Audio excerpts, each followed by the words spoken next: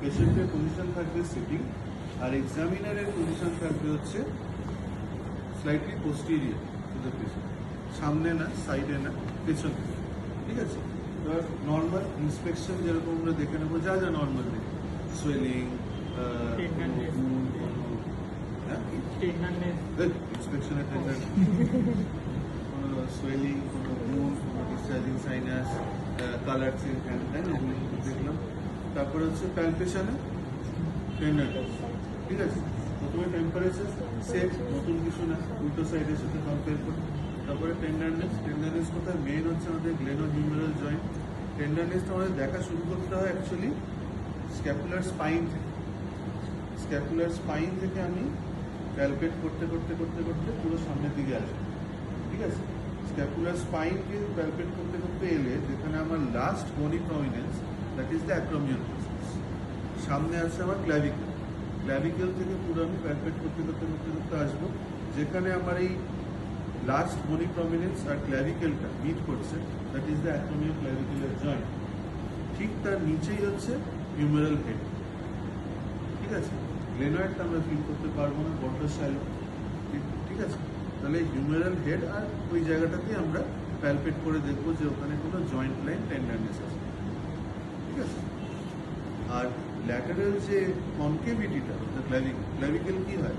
Medial কোথা হচ্ছে convex অ্যান্টিরিয়ারি, lateral কোথা হচ্ছে কনকেভ অ্যান্টিরিয়ারি। এই কনকেভিটিটা থেকে যদি ডিরেক্ট নিচের দিকে নামি, তাহলে আমি যদি ডিপ প্যালপেট করি, তো ডিপ প্যালপেটও করতে পারছি। রোগা ছেলে তো ইজিলি বোঝা যাচ্ছে। তাহলে আমরা এখানে যে বডি প্রমিনেন্সটা পাবো, সেটা হচ্ছে আমাদের কোরাকয়েড মাসেল। চাইলে বন্ধুর উপরে একবার দেখে নিন, সুন্দর সার্ফেস ম্যাপ। ঠিক আছে? তাহলে হচ্ছে কোরাকয়েড মাসেল। ঠিক আছে? তাহলে এই সবগুলো জায়গা আমাকে দেখে নিতে হবে যে আমাদের কোথাও টেন্ডারনেস আছে। ঠিক আছে? হয়ে গেল। তারপরে প্যালপেশন, এবার হচ্ছে মুভমেন্ট আর মেজারমেন্ট। ঠিক আছে? মুভমেন্টে কি হবে? শোল্ডারের যা যা মুভমেন্ট, সবকটা মুভমেন্ট করে দেখে নেব। অ্যাবডাকশন, ঠিক আছে? অ্যাবডাকশন করার সময় খালি একটা জিনিস মাথায় রাখতে হবে, টর্সোটা যেন না ব্যথা।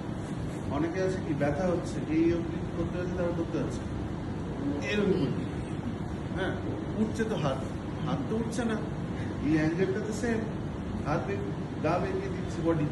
টর্সো ফিক্সড রাখতে, টর্সো ফিক্সড রেখে কতটা উঠছে। ঠিক আছে? অ্যাডাকশনও সেম, অ্যাডাকশন মিড লাইনের দিকে যাবে। ফ্লেকশন, ফরওয়ার্ড ফ্লেকশন কতটা উঠবে। এক্সটেনশন পেছন দিকে। ঠিক আছে?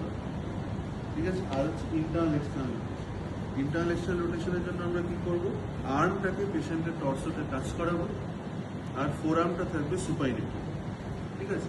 এই পজিশনে ভেতর দিকে নিলে দিস ইজ ইন্টারনাল রোটেশন, বাইরের দিকে নিলে এক্সটার্নাল রোটেশন।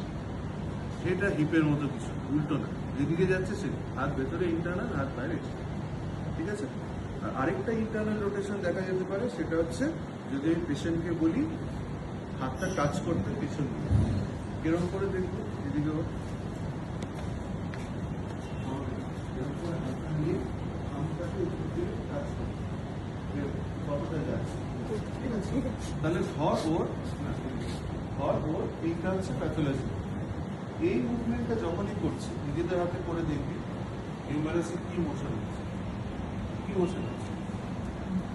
এইটা যখনই করছে ইন্টারনাল রোটেশন।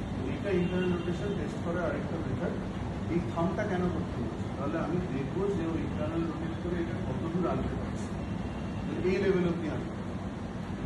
এবার আমি প্যাথোলজিক্যাল সাইডটা করতে সেম, ও তো পারবে, ও তো সেম লেভেল অব্দি পারবে, কিন্তু ধর পেশেন্ট পারছে, পেশেন্ট এতটা বেশি নাড়তে পারছে, তাহলে এতটা আমার বুঝতে পারছে না, তাহলে আমি তখন বুঝবো যে আমার ইন্টারনাল রোটেশন স্পেসিফিক।